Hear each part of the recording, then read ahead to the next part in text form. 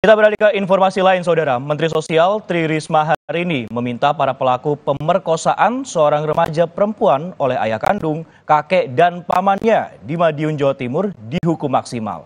Hal ini disampaikan Mensos saat bertemu dengan korban. Jumat kemarin, Menteri Sosial Tri Risma hari ini menemui korban dan ibu kandung korban secara langsung di Madiun, Jawa Timur. Dalam pertemuan, Risma membeberkan rencananya membawa korban ke sebuah balai rehabilitasi guna pemulihan trauma. Tak hanya itu, Risma juga mengaku telah berkoordinasi dengan Polres Madiun dan Kejaksaan agar memberikan hukuman yang maksimal kepada para pelaku. Sebab terduga pelaku dalam kasus ini memiliki hubungan keluarga yang seharusnya melindungi korban. Di dalam Undang-Undang Perlindungan Anak memang demikian.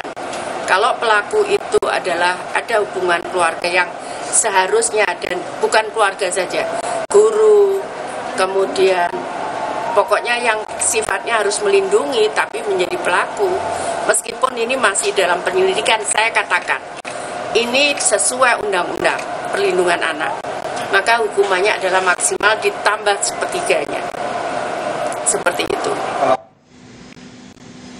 Sementara itu, guna mendalami kasus ini, Polres Madiun segera memanggil ketiga terlapor untuk dimintai keterangan. Sejauh ini, kepolisian telah memeriksa 12 orang saksi, mulai dari keluarga hingga tetangga di sekitar tempat tinggal korban. Dokter yang melakukan visum terhadap korban juga akan kembali dimintai keterangan.